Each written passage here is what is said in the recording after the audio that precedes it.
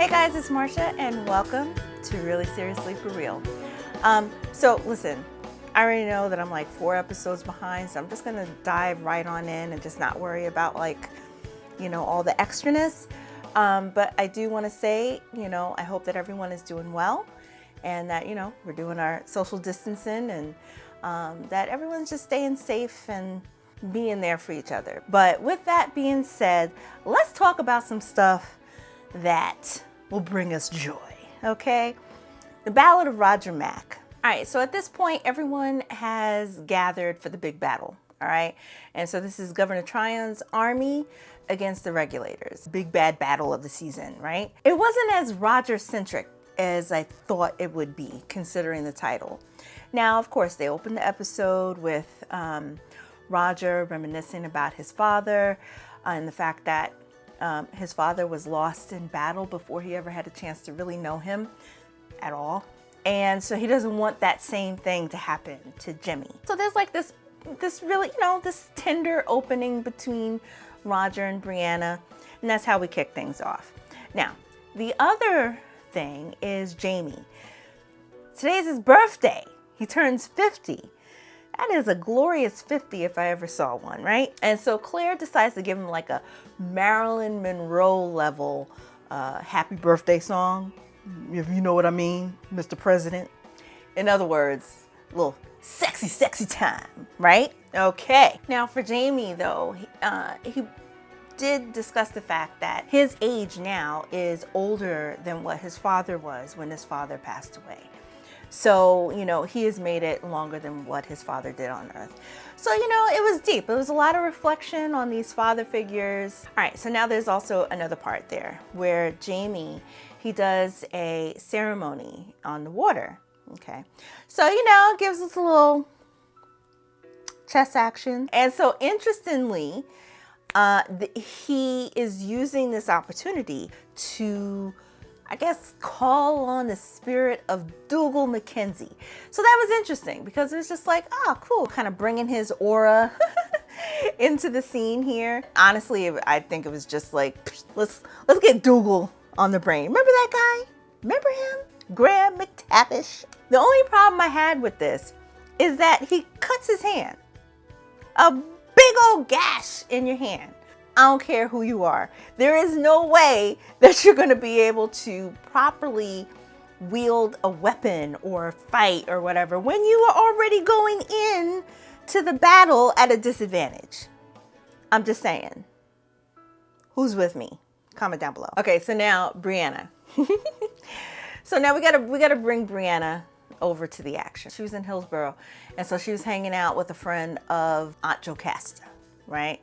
So close enough to the battle, but further enough away to be safe, right? The owner of the home, he's just like, oh, this is about to kick off by Alamance, right? And so then all of a sudden she's like, Alamance, why do I know that? Why?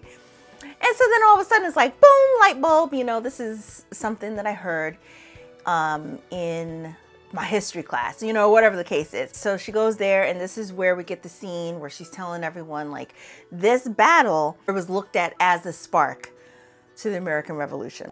What I found interesting about all that, not so much about the whole spark of the American Revolution, right? It's just the fact that finally, this is the first time that we got anything of any real use. I'm just saying, a history major and a history professor, but yet we got more data from a nurse that just overheard a conversation. Another thing that I had a little problem with this scene is the fact that they were like, oh, okay, well this is considered the spark, so this battle, if this battle happens, this will likely be the thing that okay, we're gonna, this is gonna lead us into the American Revolution. This is what makes America America, something like that. So of course, they're just like, well, there could be other sparks, right? Yes, there could be. Emphasis on the words could be. Not will be, but could. Have they ever been able to change anything that they wanted to change? All right, so it's decided at this point that Roger, he is going to go try to warn Murtaugh. Murtaugh knows that he too is a time traveler, so you know, he'll likely believe him. And he basically is going armed with just a white handkerchief and then the ribbon signifying that he is a part of the militia. So when he tries to cross back over, he's going to need that ribbon. Now, first of all, okay, listen, I know that this is how it was. You had this ribbon. I don't care TV wise or history wise. Give me the red coat. Whatever side I'm on, I want it to be very clear what side I'm on, so I'm not being fired at by two people. The only thing that separates you is, you know, from a possible conflict on both sides is to hope that somebody sees your ribbon on your chest in the middle of all this chaos, and then to hope that it doesn't fall off in the middle of battle. Although, speaking of red coats, this is where we see Jamie get the red coat. And you know, Governor Tryon, I mean, he was really pushing it. He's been pushing it, and now he was just really just laying it on. Okay, he basically just rolled over him with a bus and just backed up and went forward and backed up a few more times. So Governor Tryon, he's just like, Jamie, come. Wouldn't this look quite dapper on you, huh? Forgive me for my poor accent, but that was basically it. And poor Jamie, he's like, no, that's okay. Jamie, up to this point, he has had to cover all his bases and tread very carefully on very delicate waters with Tryon. Which is why what happens later on just made me scratch my head just a little bit. But we'll get to that. So there's a part in this episode where Isaiah pops back up into the action. And so now Isaiah, he frustrates me tremendously. Like I just wanted to be like, get out of here. First of all, we don't need you. We got cannons. So why are you there? So now he shows up. The Browns are like, oh, there's that Isaiah. So they're all mad. And, you know, Jamie, he's trying to like keep all the tensions where they need to be at. It's just a all around bad everything, right? So yeah, he shows up and so, I don't know, he just really annoys me greatly. And then, you know, and the Browns, the father of the girl, basically shoots the dude in the back. We don't know it. Later on, we do find this out, or it's certainly implied, which is the hilarious thing because Claire, she's just sitting here, you know, running her mouth because now the Browns are mad because they see Isaiah and so they're mouthing off or whatever. And so now here comes Claire. She's accusing the one guy of shooting Isaiah. I'm just saying, obviously, yes, it's likely true, but don't mouth off if you don't have your crew. And I don't care what side that these, you know, the Browns are supposed to be on. Jamie's not there. Like, you don't have any of your network here. I mean, like, who's gonna help you? Brianna? That's the last person. I wouldn't trust Brianna. She would not be my backup. Okay. No, she would not be. Marcelly, though. Marcelly, yes. If Marcelly was there, they should be afraid. Be very afraid. The Browns would be running for the hill. But yeah, so Mr. Brown, he's all mad because Claire's mouthing off. And she had a vial of penicillin and the syringe. And he takes it and he throws it to the ground, crushes it. Boom, done.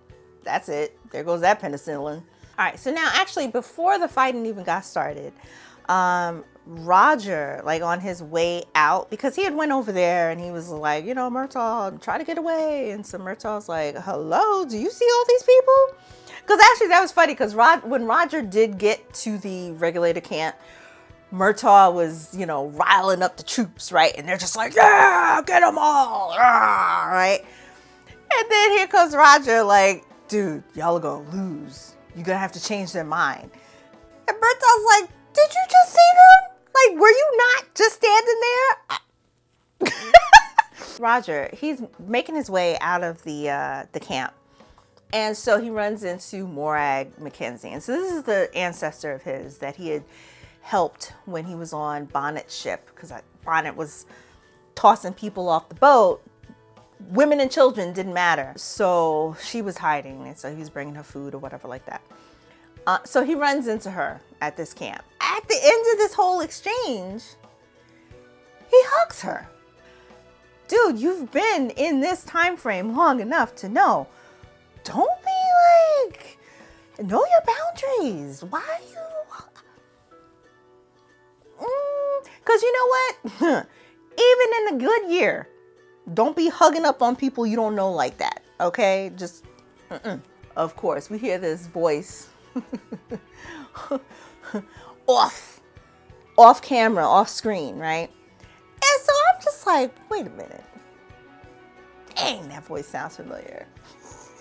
And so then it cuts to this person. I'm like, dang, that face looks familiar. I don't care what kind of makeup and prosthetics and all kinds of stuff. I'm like, who is this guy? I know this guy.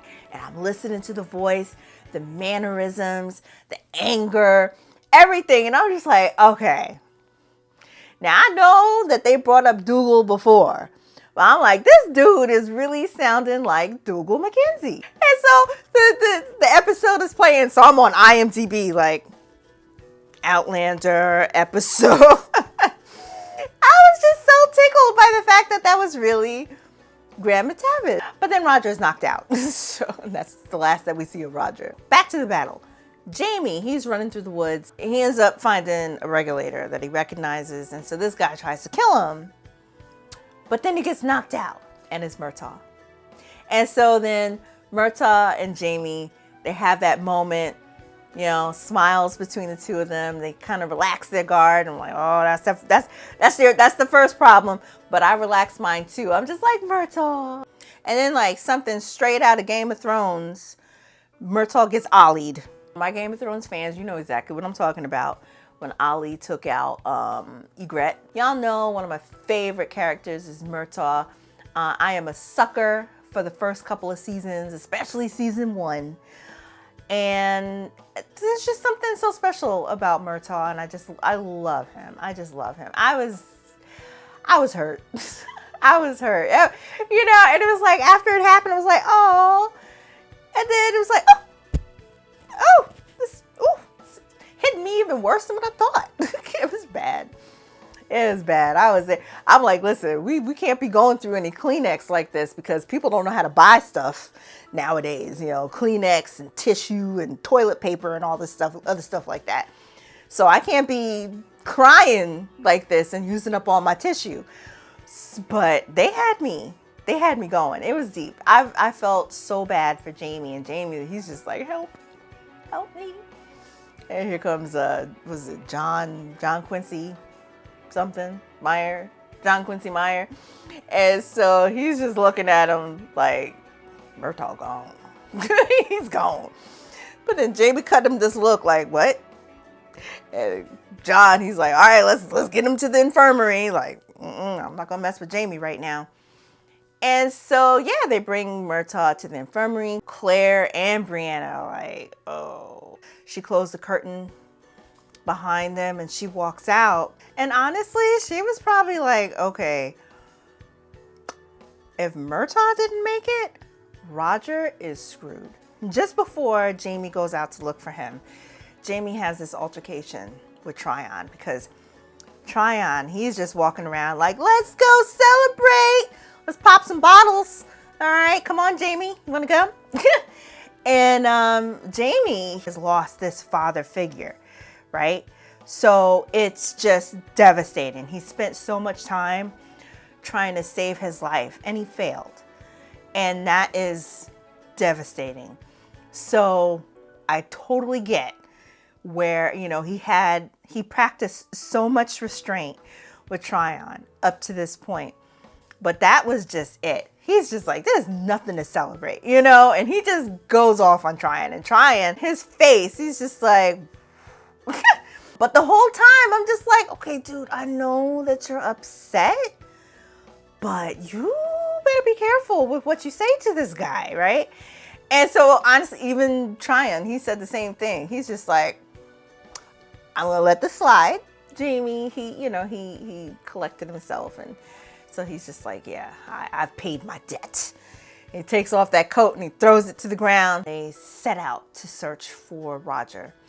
And ultimately, they come across this tree where they see several men hanging. And one of them has a white handkerchief, hanging out of his coat. It's like, well, that must be him. Like, can we just take off the thing? I mean, I know they're trying to prolong the intrigue. Like, is it him? Is it not? I mean, they already had this guy like kidnapped and sold. He's gone through the gauntlet. He's been through so much last season. So now, like, this is going to be the same thing. I think overall, I enjoyed the episode. But I thought that they did a very fair job. And I thought that the emotions in there, it was great. The only thing that bothered me, probably most out of everything, is just the whole insertion of Isaiah. Well, you know what? Let me not even talk about him. When I do that video, I'm going to go on my rant there. Okay, so now that we've made it through it, how about you guys let me know, what did you think of the episode? What were some of the bright spots and what were some of the low points? How did you think that they handled Murtaugh's exit from this story? Let me know in the comments down below. And like I said, I'm going to try to catch up with some of the previous episodes that I've missed. So we'll see if we can do it. I don't think so. Thank you so very much for watching. Please don't forget to like, share, comment, subscribe, all that good stuff in between. Thanks for watching. Until next time.